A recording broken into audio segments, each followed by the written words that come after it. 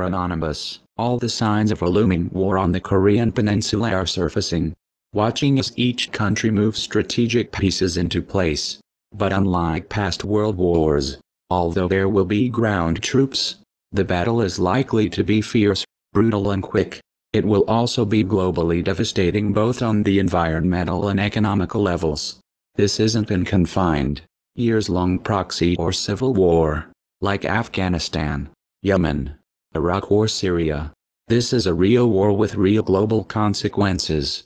With 3 superpowers drawn into the mix, other nations will be coerced into choosing sides.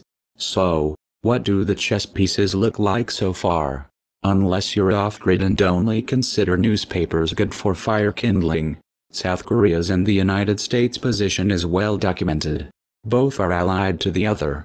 THAAD is verging on being plugged into a power source and North Korea is NC towards the evil Western axis.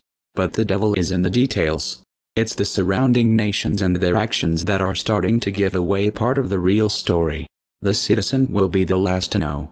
So it is important to understand what the other nations are doing. In a nutshell, for those limited in time, China has reportedly told its citizens living in North Korea to waste no time returning home. The U.S. tested its Minuteman III, a nuclear-capable ICBM of traveling 8,000 miles to North Korean shores this week.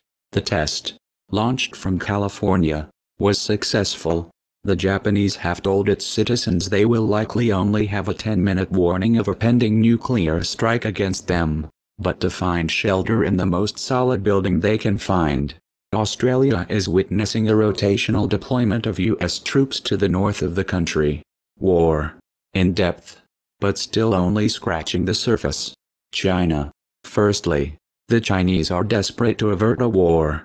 Economically, it would put them back behind the 8 ball as they deal with an influx of refugees over the border and the very real threat of a devastating war. Only this week, after many pleas to both the US and North Korea to refrain from escalating already decades-high tensions, Chinese officials told them to stop irritating each other. The pragmatic Chinese, it seems, are starting to lose their patience. However, the meeting between President Trump and President Xi Jinping to have China exert hostile and austere economic pressure against North Korea to force them into ceasing their nuclear program, may have fallen somewhat on deaf ears. Although China doesn't want radioactive fallout and refugees on its borders, do they really want their neighbor giving up their nukes when it keeps the US in check and their region a buffer against the West? Couple this with the South Korean economy sanctioned heavily by the Chinese over the THAAD deployment. What are the real intentions? Japan, too, is talking up the 2020 goal of an active Japanese military, planning on shedding the promise of pacifism to remilitarize. Already, governments over the years have loosely defined the Japanese war deal made after the Nagasaki and Hiroshima bombings to never instigate a war again as permissible to have a defensive army. But with the threat of ICBM provocation from the DRPK, will they preempt an attack? Reading between the lines, the Japanese issued a warning to their citizens to prepare for a nuclear attack. They were told to keep a solid, nearby building in mind to take cover and announced that they would have no more than a 10-minute warning of an impending nuclear strike. Sales have soared in Japan for essentials that would help to keep the citizens safe in such an event. But rightly so, given the North Korean state issuing this warning on May 4, 2017. In case of a nuclear war on the peninsula, Japan that houses logistic bases, launching bases and sortie bases of the U.S. forces will be put under radioactive clouds before any country.